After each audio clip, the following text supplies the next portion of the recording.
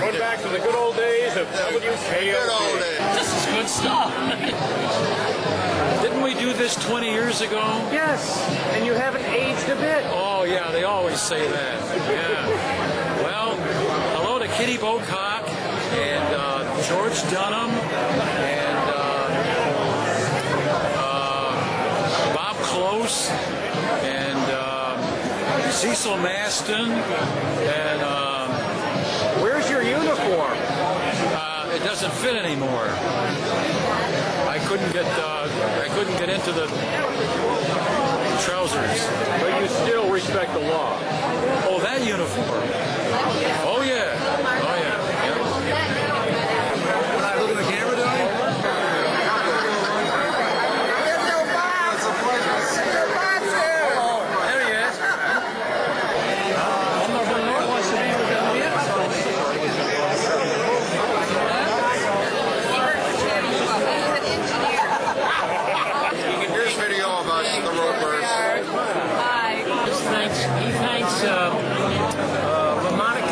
Son-in-law. Oh, yeah? What his name is? Dave Roberts. Dave Roberts, right. Big layoff at Kodak on Thursday. Yeah, maybe. Who knows? Oh, they called him. And he said it. If I will phone you if anything big comes up. I'll call you up.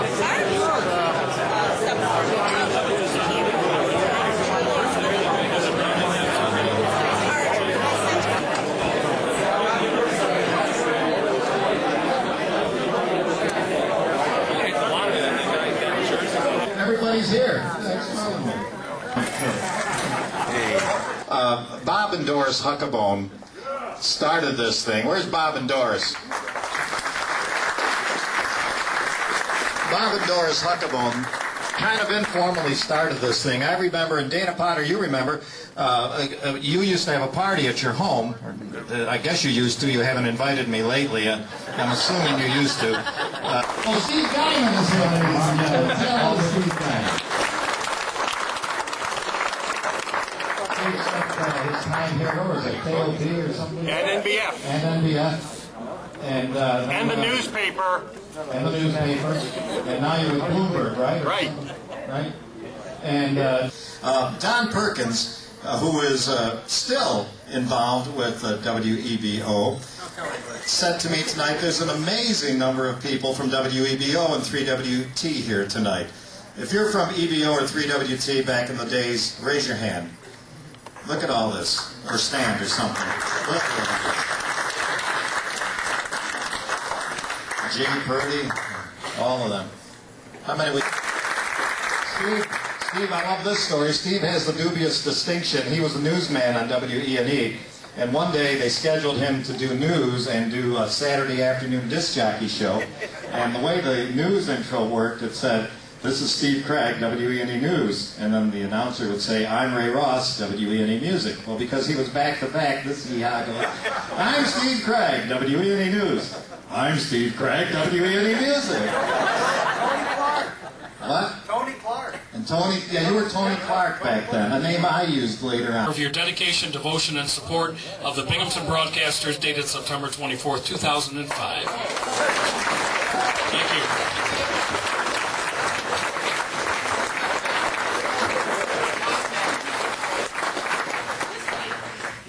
My friend John Leslie, ladies and gentlemen, some comments for us.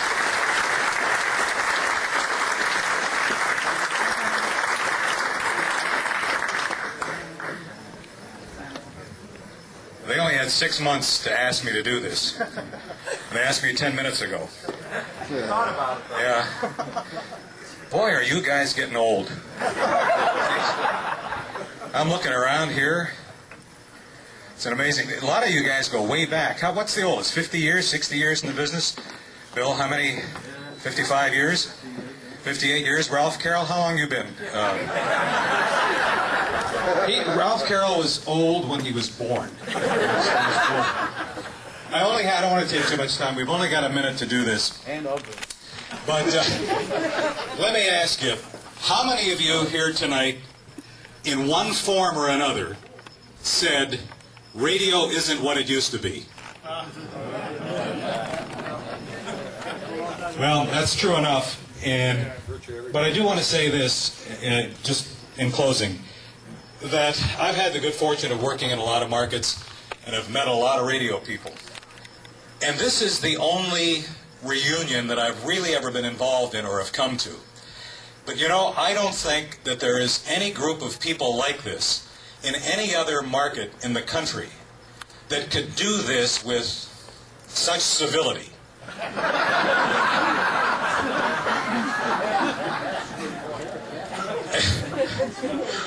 It is indeed a pleasure to be part of it. It was a great pleasure of mine to be part of the Binghamton broadcast community and to make friends with, you know, back when we started in the radio business, guys didn't hug guys.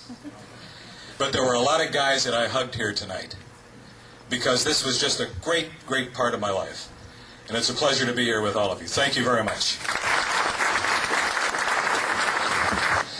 We took a vote, and we decided that the person we wanted to acknowledge in a formal sort of way was Ray DiOrio, Ray D.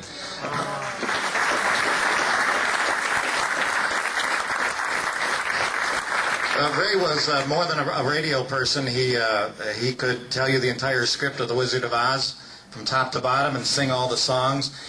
Pete McKay, where's Pete McKay? There's Pete McKay. Pete was one of Ray's best friends, and Pete and Ray spent hours watching the Three Stooges and listening to music, and you can speak volumes of Ray DiOrio.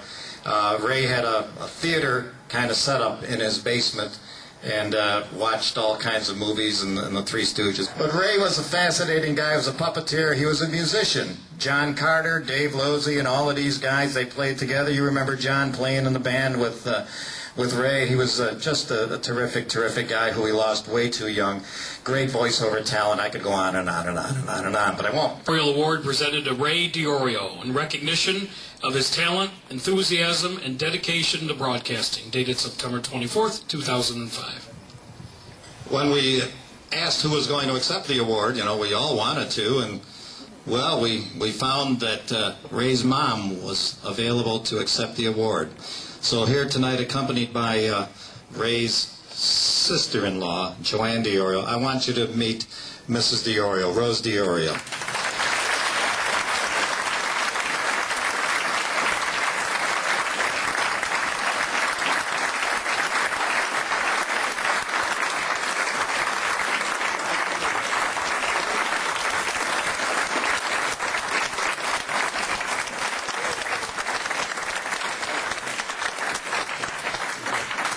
Somebody said a while ago, it's like they've been together longer than a lot of husbands and wives.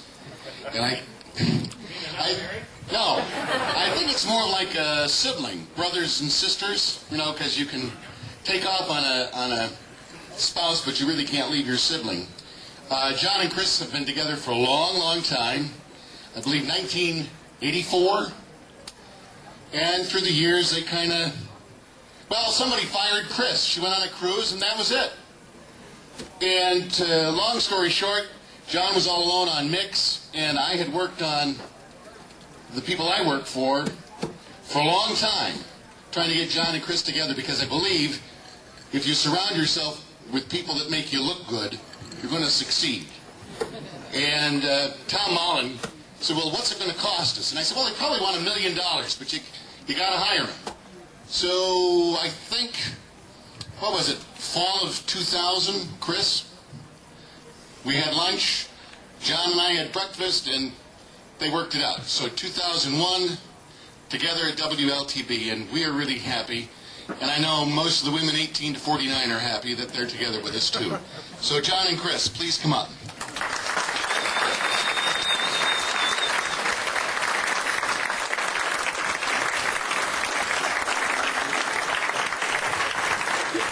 Okay, and they both get a plaque. And I really do enjoy being with them. After 10 o'clock. So the award for both John and Chris, Binghamton Broadcasters Special Achievement Award, presented to John and Chris in recognition of the longest running morning show in Binghamton radio, September 24th, 2005.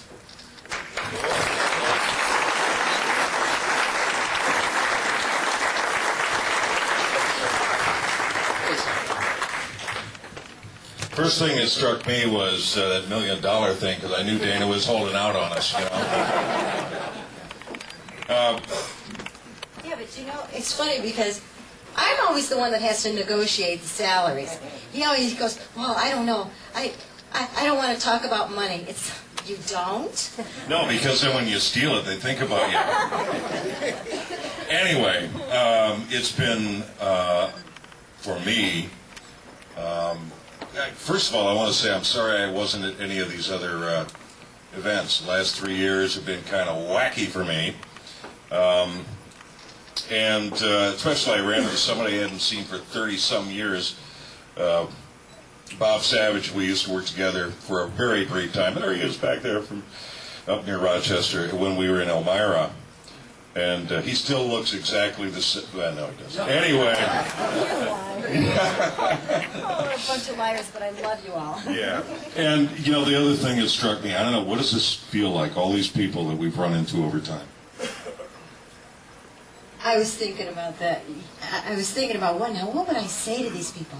What would I possibly say? And should I write something down? Should I, have something prepared for this? I see these people and then get up in front of them and say, and I'm thinking, you don't do it for the morning show. Why would you do it now? And the only thing I thought of is some kind of psychotic dream, because that's probably true. Yeah, I know. The room was full of people that have either yelled at me, or I've yelled at, or that I've tried to fire, or that have actually fired me. And you're all here. It's a pleasure. Thank you. Thank you. Thank you. Thank you, Bill. Let's bring up Steve Mitchell, George Holliday, in A Different Life, to award our Broadcaster of the Year. All right, thank you very much, Ray. First of all, when we got together to meet as a steering committee, it probably didn't take very long for us to come up with a number of names for this award in honor this year. And the interesting thing is when we put it out among those who were on the email list, it was surprising as to how the results came in. It was pretty much mirroring us of the committee. So this was not a very difficult choice to make. The person whom we're going to honor tonight was kind of discovered in 1993 disc jockeying in a local bar. And always enamored of radio. He hired himself out as a DJ, working for someone else who had a DJ business. And the situation was that as time went on, somebody from a radio, he would happen to be working at this one bar where he was doing a DJing, and this one fellow from a salesman manager of a radio station said, you're not too bad. And of course the fellow said, well, I've been wallpapering your station with all kinds of resumes and stuff. Well, they gave him a chance, and he became part of a morning team on this particular radio station. Well, 911 came and left us with the tragic memories. So the idea was just take the station's van out to Town Square Mall to see if they could fill the van up with donations and cash and whatever could be necessary that might help the people who had suffered the tragedy at the World Trade Center. Well, not only did they fill the van up they filled up 7 tractor trailers. And from there, it became plain to him that as his role started increasing in this morning team, that he really wanted to give back to the community. And so therefore, he formed a foundation for working with local children. And it is my distinct pleasure to announce this year's winner of the distinguished Broadcaster of the Year, the Binghamton Broadcaster of the Year, to Louis G., a Star 105.7.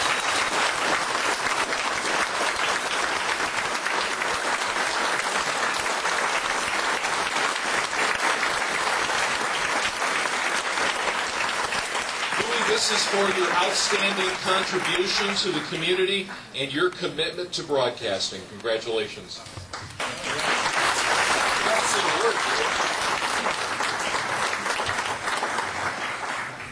I'm not good in front of people, so I'm a little nervous. But I am truly honored, and I was surprised when they called me, and I'm flattered, and I'm so grateful to be in a company of such great broadcasters. It's absolutely amazing. I got into radio, not for a job, but as a fan. And I had a chance to intern at WNBF with Bill Parker. Talk about a class act. I mean, what a great guy to work with.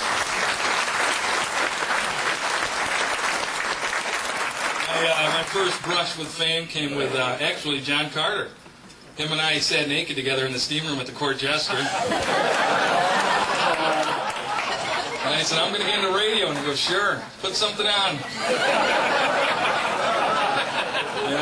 And I had a chance to work with so many great people over the years. And I'm really still wet behind the ears with this. And as I look out there and see all the legends, huge fan of Ray DiOrio. I loved his voice. Loved walking in the building and seeing him every day. Had a chance to work with Dana Potter. Like I said, John and Chris, and just so many others. And, you know, I see my buddy Pete Bucky here tonight. Big fan of Pete Bucky, you know.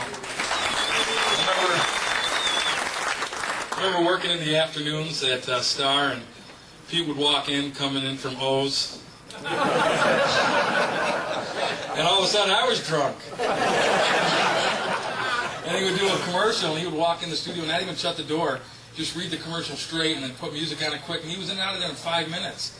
You know, you can't do commercials today without taking a half hour. He made it look so easy. I mean, what a talent. And I'm honored to be here tonight. I'm honored to be part of this. And like he said, I started the foundation last year, inspired after 9/11. We went down to Walmart, and so many people came by. A lady wrote us a check for $1,000, like it was nothing. You know, this was the first day being out there.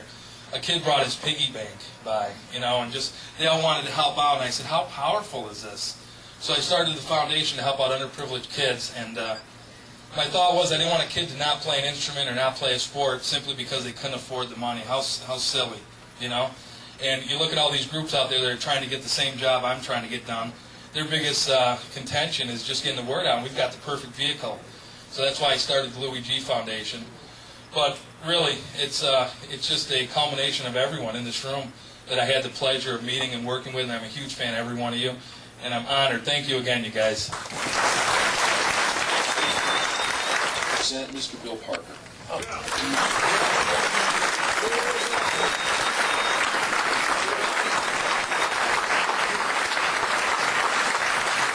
Thank you very much. Steve? Ready? Oh, God. Oh, no.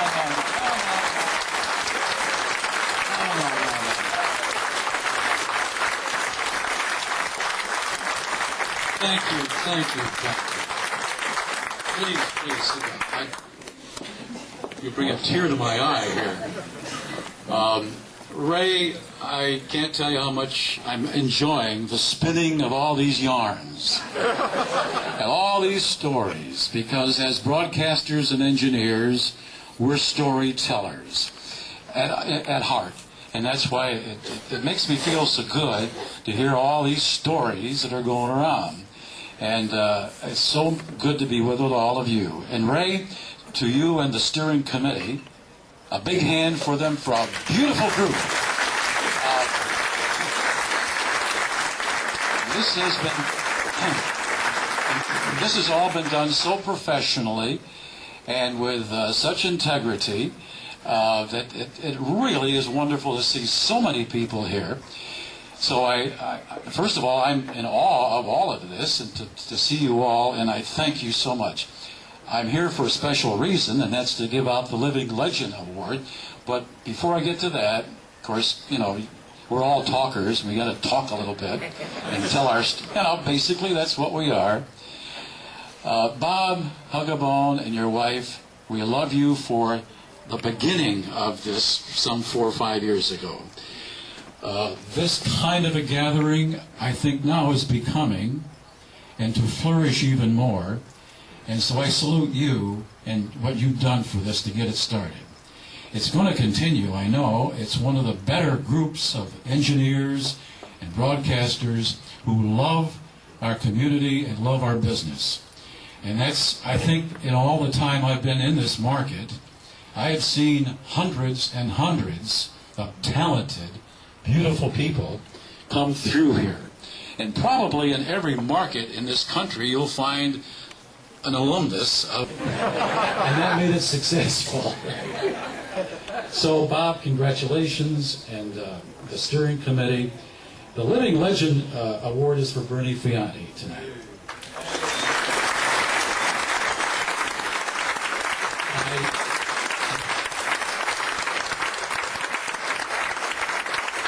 I wanted to get some background, and I asked a few people, and one said, well, I think he was at that Marconi Tower presentation over on Lewis Street at the Erie Lackawanna Station. Yeah.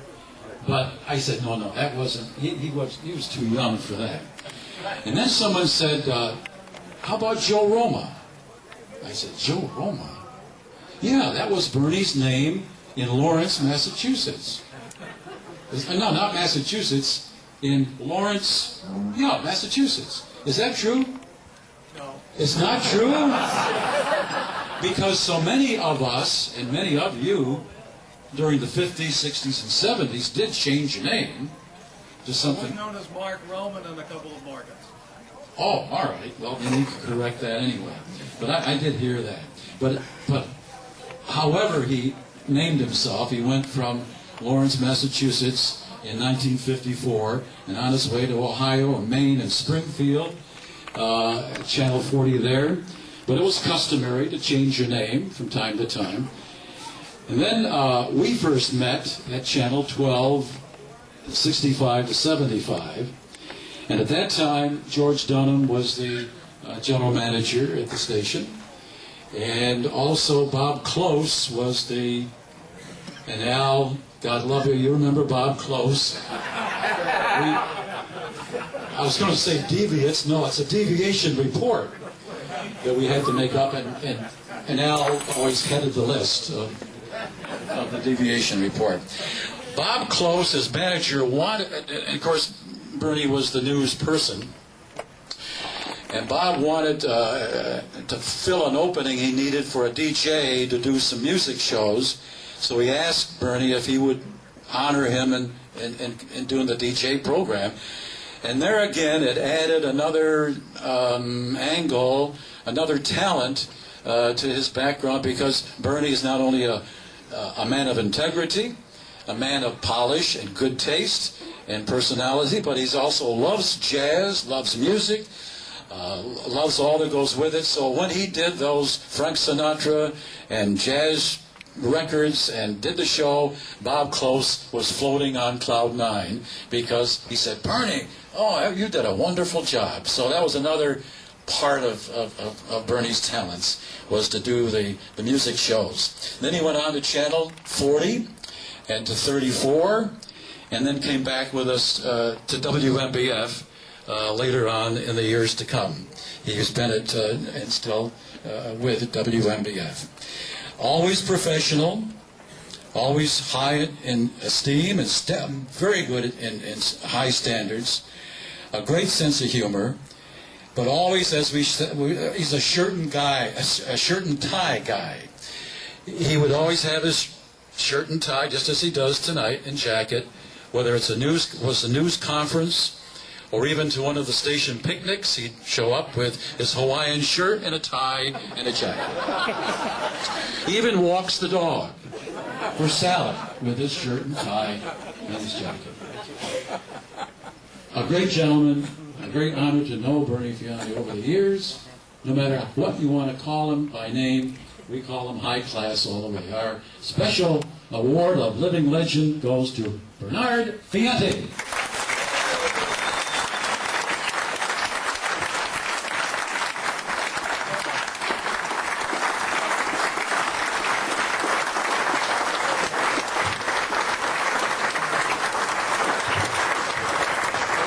Thank you very much.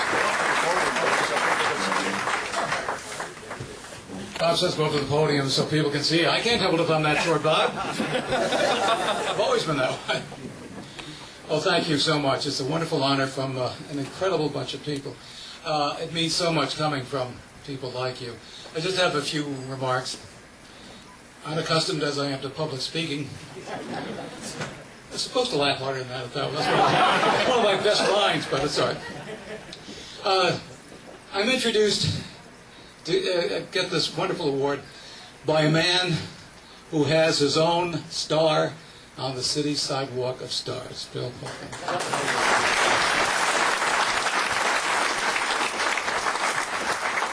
You know, that alone is honor enough for just about anyone. It's been a pleasure working with people like Bill Parker. We both worked with the great late Ralph Carroll.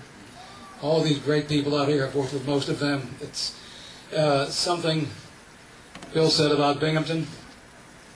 It's amazing, the caliber of the people, not only in broadcasting, but especially as reflected in this room in broadcasting, certainly.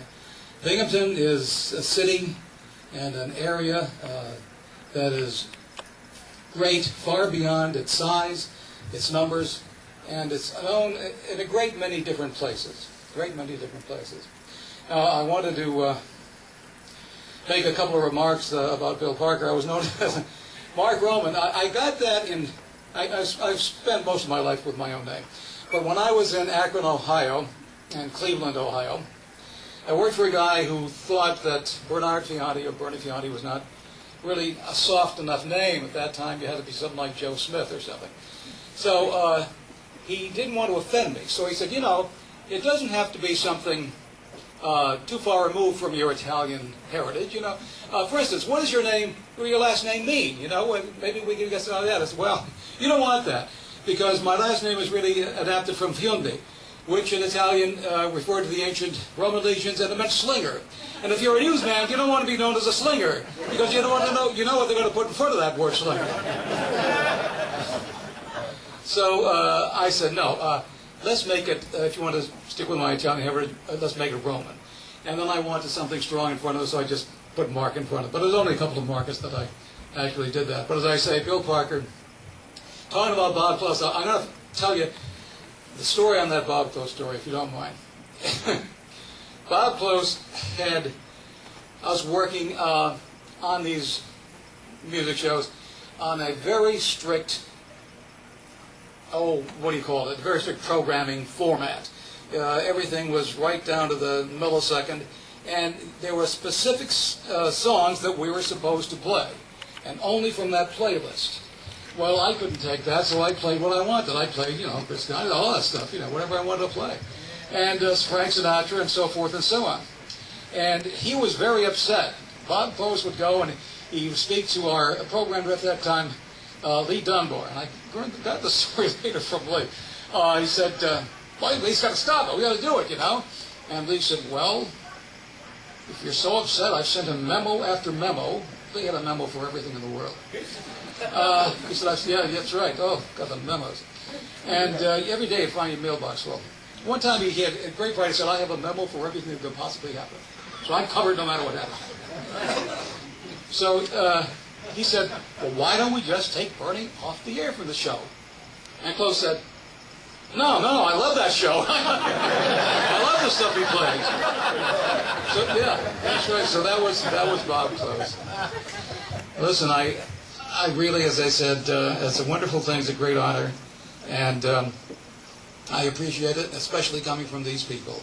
I can't tell you how much it means coming from all of you, and I don't want to take the time to single out people. I mean, certainly John Leslie coming from Florida, extraordinarily flattering. He told me he came here before this. I said, you're up here on business, right? He said, no. That really means something to me. And you all mean a great deal to me. So thank you very much. Thank you, Ray. Ray, could I tell my story about Could I tell a story for you that John Leslie told me about your shirt, tie, and jacket, suit, your suit? You know, because this guy goes to his tailor, and he gets a very expensive suit made. He goes back out in the street, and he's walking along, and a guy comes by and says, that suit doesn't look good on you. The lapel doesn't match up to the other lapel. He goes back to the tailor and says, I paid a lot of money for this thing, and you make the lapels, different. What am I? The tailor says, don't worry about it. Just pull the lapel over here. Put your chin on it, okay? So now he's walking down the street. Another guy says, geez, the belt doesn't come around good on that suit. He goes back to the tailor and says, don't worry. Just put your arm over there and pull it over there like that.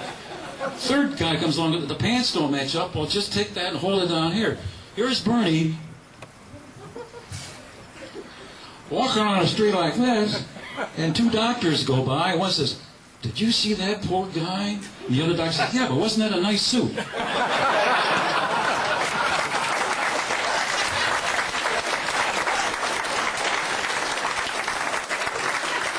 I do want to acknowledge a couple of people. Again, we're just doing this at random here. Bob Connolly.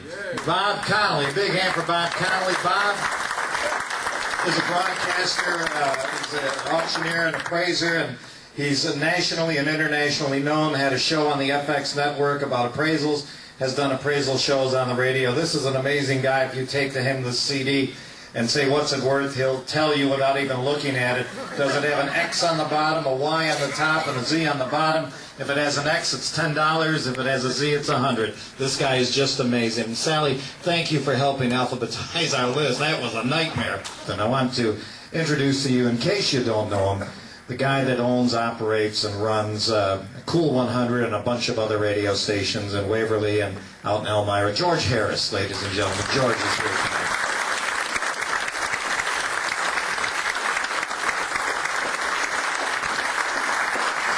It really was a production guy, a disc jockey. A lot of people don't know he was a disc jockey, and did some amazing things with Keith Nelson and the gang at WAAL, Mark Farrow especially when they did Pops on the River. Remember when they did that? Holy cow, what a labor of love that is and was. And the guy can't seem to get music or radio out of his blood. I was in Barnes & Noble, and there he was looking at a book about the history of the Supremes. Go figure. But he's here tonight. We do want to acknowledge another veteran and almost a living legend, too. Tom Shevchenko, ladies and gentlemen.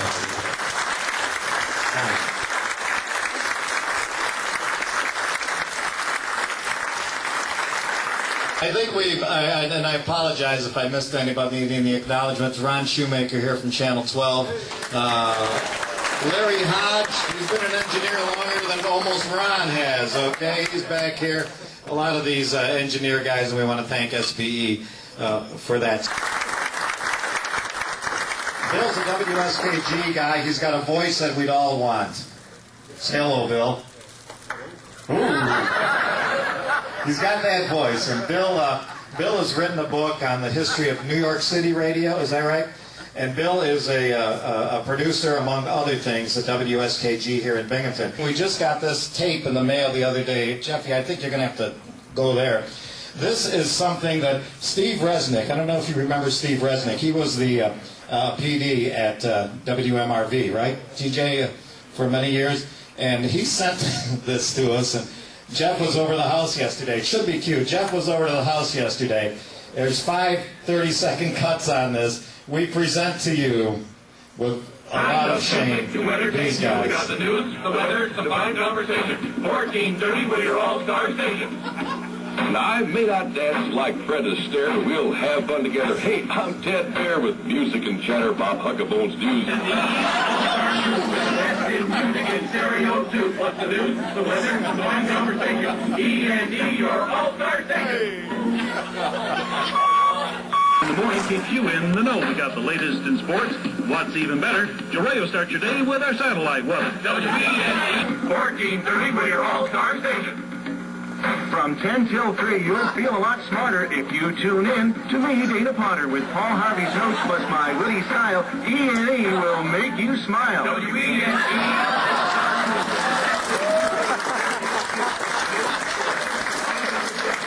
Stand up for us here. Kyle Law, come up here, Dana. Kyle Law, come on up here.